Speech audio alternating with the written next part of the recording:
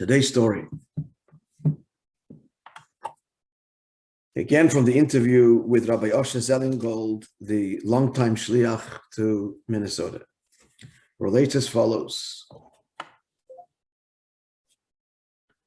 He's telling stories of his Bocher years as a Talmud, a student, as a Bocher in 770. So he says, as a Talmud, I was often called by Rabbi Chassidic to carry out, to do certain things of various natures, various tasks.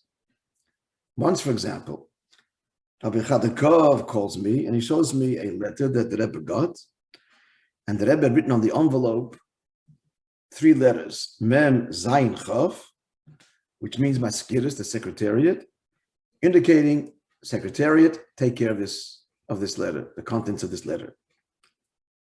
Now, the letter was written by a Jewish woman, a mother, that writes to the Rebbe as follows. She wants to send her son to Yeshiva University. Can I tell you the story? No. But she doesn't have, she can't afford tuition. And the Rebbe should help. So the Rebbe said, please go to this woman. She lived in Crown Heights and Eastern Parkway. Again, back in the 60s, Chabad was the minority.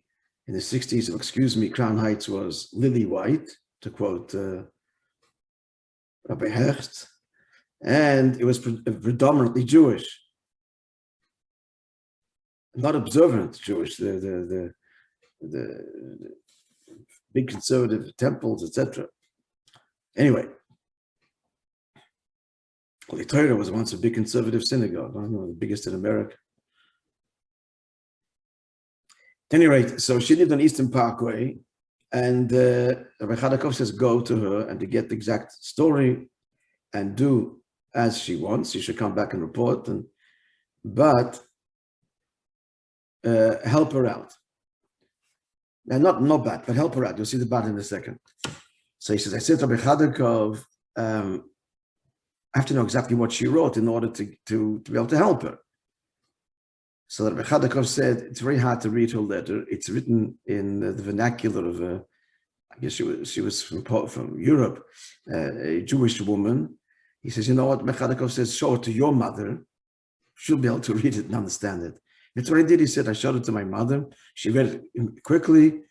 Even though I looked at it, I couldn't decipher. It was very difficult for me to make out. My mother understood it. Now, Rabbi Chassidic continues in his instruction to me. This could be after he went to her, not to tell her where the money is coming from. You give her the money and tell her, in other words, we're not paying this directly. She should, and she should know it comes from us. So I said to Rabbi Chassidic, maybe I should convince the Bocher to learn in Yeshiva, in Lubavitch. And Rabbi Chassidic said, no, you will facilitate the payment for tuition for Yeshiva University.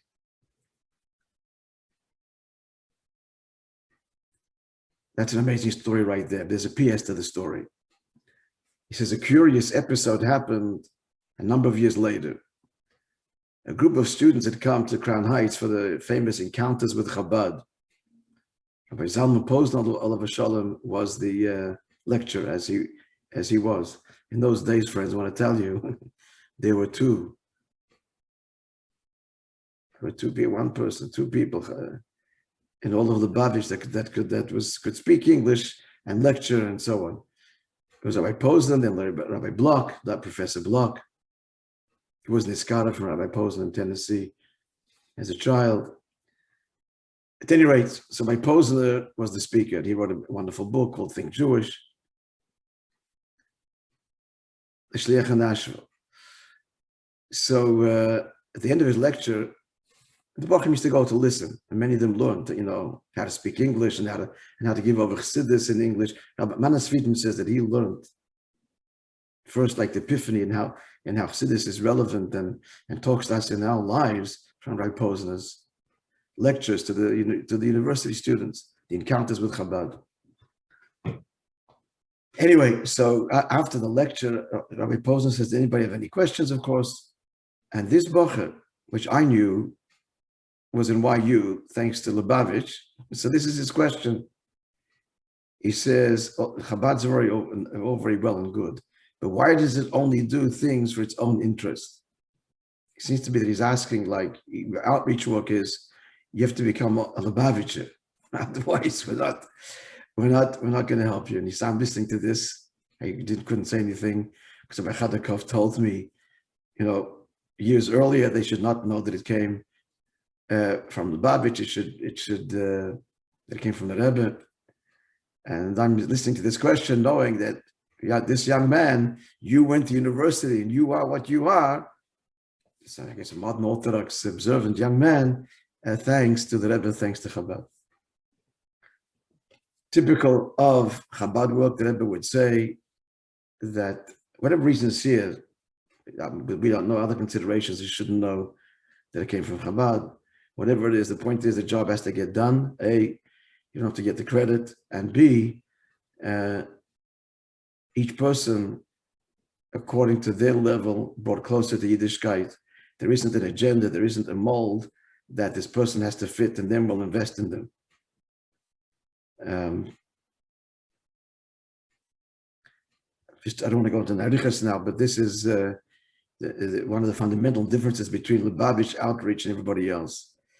So the other outreach, which they ridiculed from the beginning, but then they started to emulate, mainly because Lubavitch will take over the whole Jewish world and kind of allow that to happen. I'm sorry to tell you, that was the original motivation. Hope it's changed. But at any rate, the model is the Kolam model. We can make you a Torah Yid. If you're going to join the Orthodox community, we invest in you. Just who wants to do a mitzvah or whatever it is.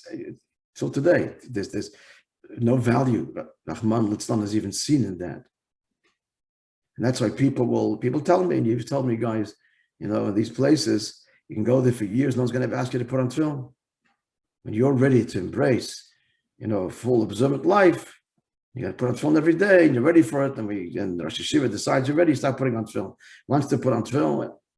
Why? Because there's an agenda. The agenda is to be a Torah Yid, a Kolel Jew. Join the Orthodox community. It's not so not that should be, and it's not so, of course, in Chabad. Every mitzvah is everything, every level. As you're learning the Maimon now, the Anochis and everything. Whatever level this Yid will connect to the Eibishter, that's everything and worth everything. Even if the tzir, the whole package, never happens. One mitzvah.